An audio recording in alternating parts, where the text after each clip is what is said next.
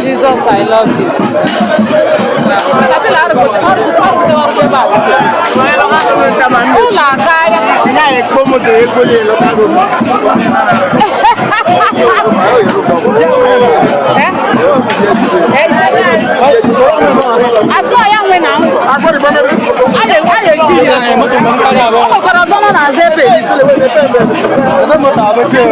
Shay, abomination. Another one don't happen. Oh, we never finish talking about what happened for a year ago. This time around, no be native doctor again. This one a pastor. This man where you know they see for this screen now. This is Prophet Chinedu Solomon Ezedike. He is the senior pastor of Light of God Synagogue Church of Nigeria at Ibagwa Aka in Igbo-Eze South Local Government Area in Enugu State. The same Enugu State. Now, about 2 weeks ago, they said that this man was arrested for buying 4 siblings. He killed 4 siblings. 1, 2, 3, 4. Children from the same mama, the same papa. He killed 4 of them. According to the report, they said that he wanted to use them for spiritual fortification of his church altar, so that members will be flowing like water, and anything he says, they will do it. Now, what this man wanted to do, but unfortunately, God don't talk say, now that day they could catch him. Now, earlier this morning, the government of Enugu State has ordered for the demolition of his house, all his properties, everything was demolished. My people, wait till they see for this man's house. They even saw pictures of people where this man used 6 inches nail to the wall. I don't know what this man is doing, whether he's a pastor or he's a witch doctor, I don't know. But I would like you guys to watch the video and see things for yourself. This thing waiting to happen for Ibagwa Aka in Igbo-Eze South Local Government Area in Enugu State. His name is Prophet Chinedu Solomon Ezedike. He is the founder, the senior pastor at Light of God's Synagogue Church of Nigeria. Watch the video and see things for yourself. Maybe small thing they happen. Jesus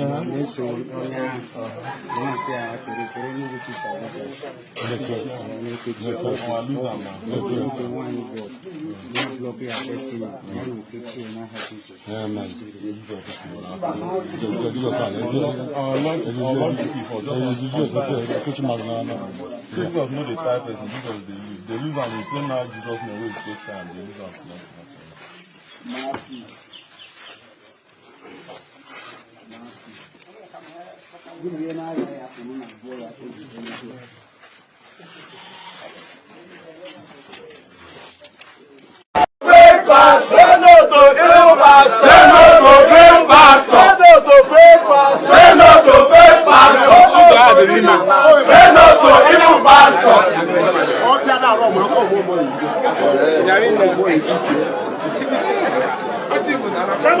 The working chairman!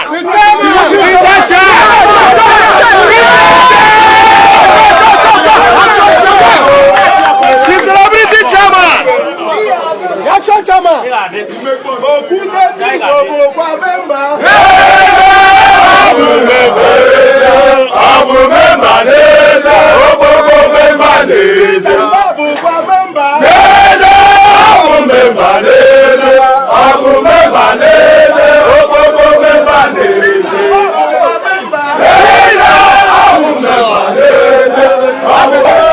Jesus! Jesus!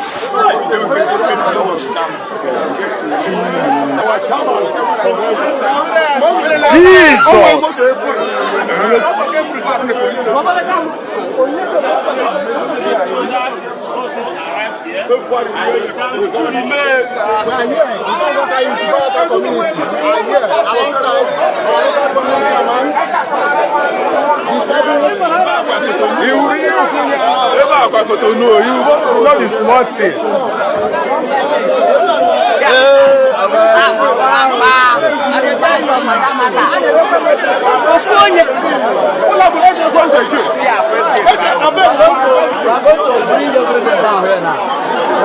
For sure. There is no mercy. Everything must come down.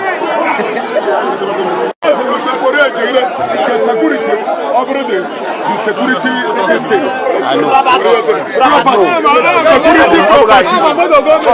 and they made too much. Our middle head. Man in action. I'm under your heart. He got Rochi.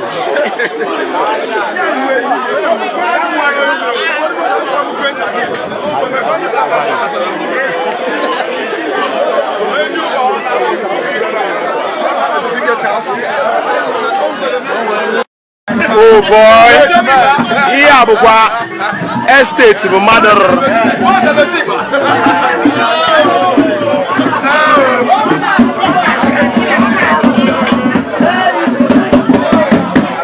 Active.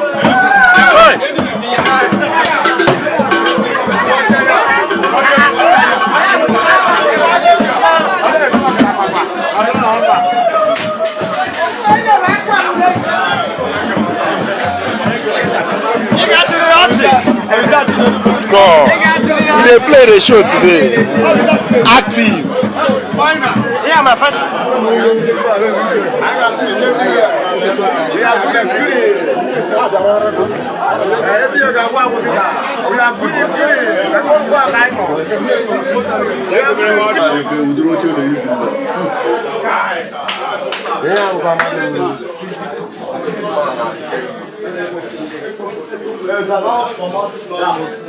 The catch important ever.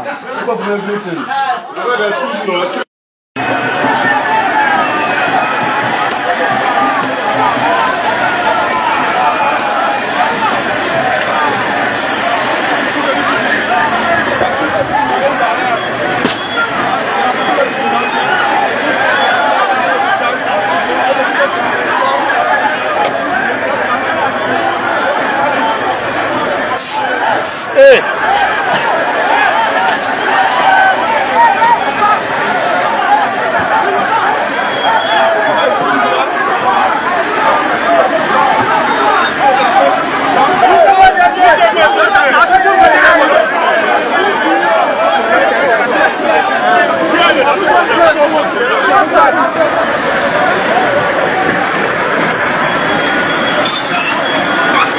That's the destruction going on at the Pastor Chinedu compound.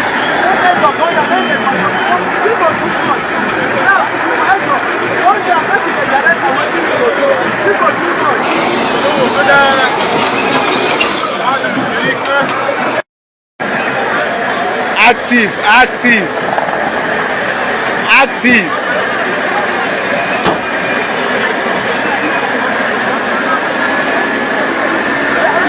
That's so.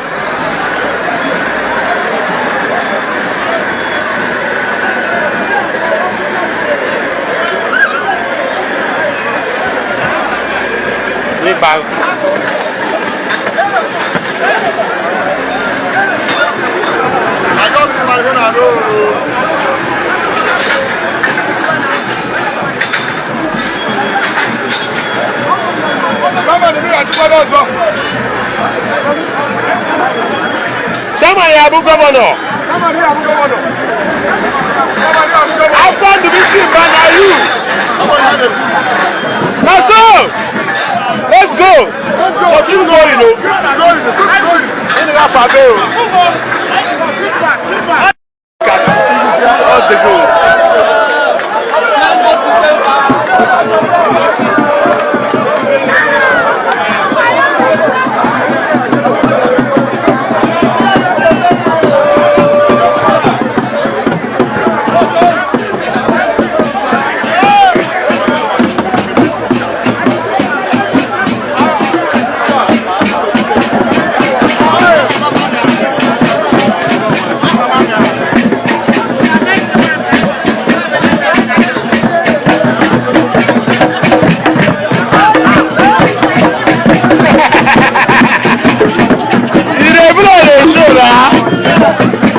active. I'm going to go to one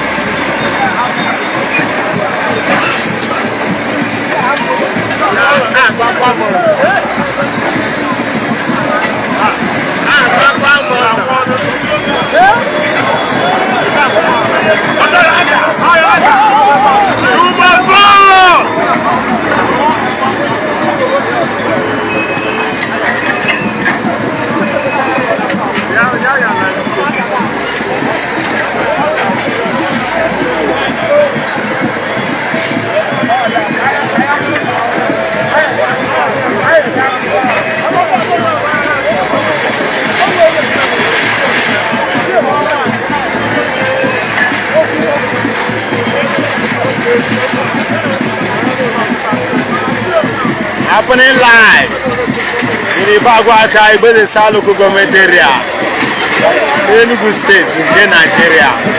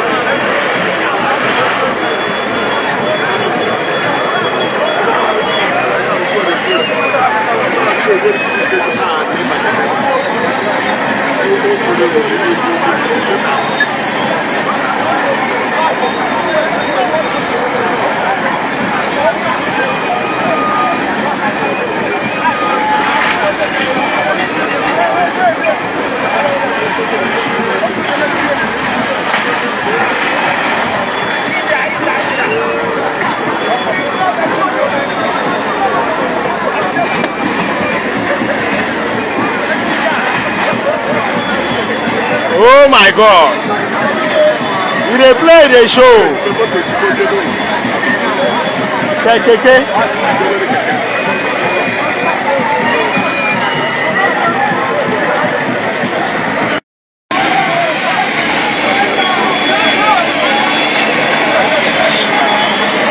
What in there for this palm tree? Oh, gonna dream and cook one. He got that in the time. He's a copy.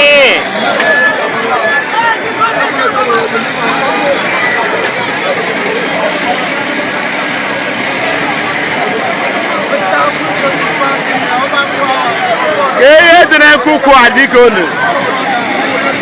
Oh, Chorita! Holy Ghost fire!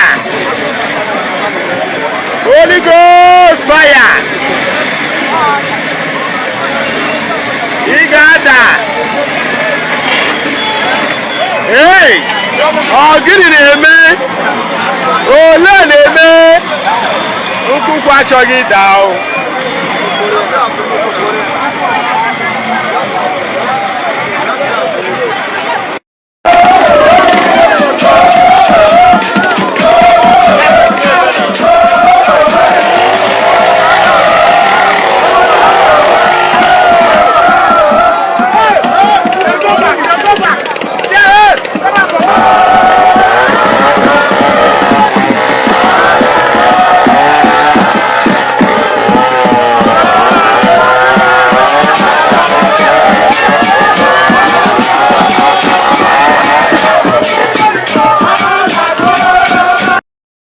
Alright, so this one an update where they come from is Ohafia in Abia State.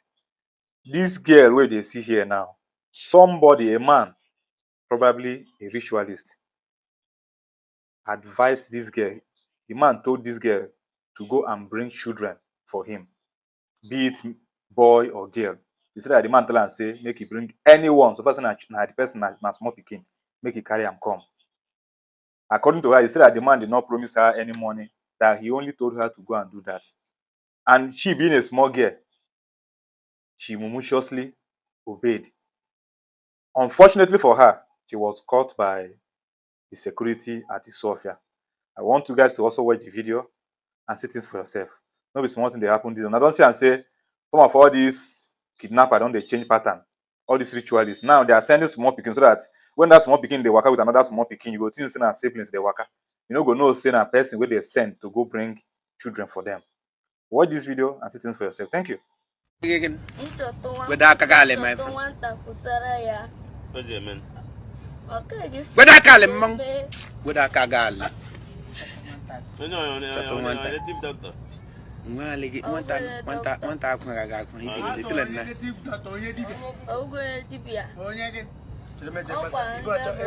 Na bro bi ka pase fun wa.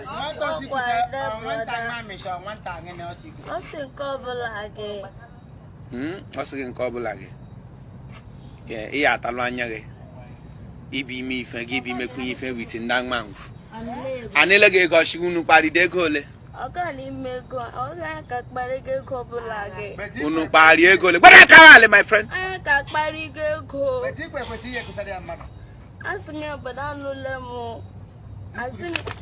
Very good. Osidaya ya ekusra mbo hanani ishi no le forgin. Okusra loge ikusra lu onye gen. Onye ochi la gworo ogwu okpogo.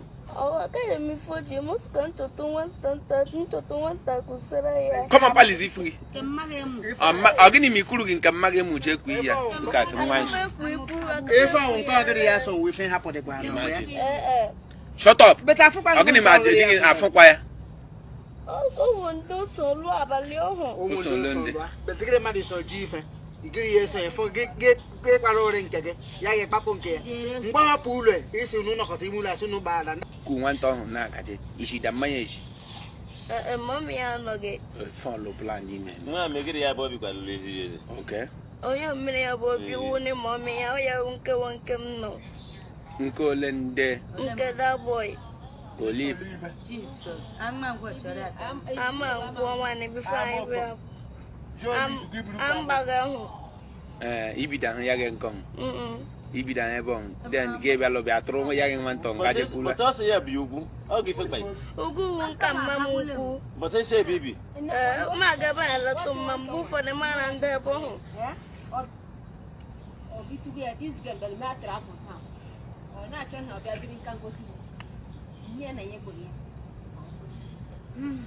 Ijage megini ji bagataga agwa nke bagataga nke mmage chopo gacho nke mmage for mmage chopo ge posa legesi ime mi halife le ni shi de proton nwan shane e bale gweli zifunga elu gweda kale gwela za kale e na afole 40 years 40 years akpa mi akpa ise lo okay 14 years in 14 years very good. Very good. 14 years, and one shingi chijera,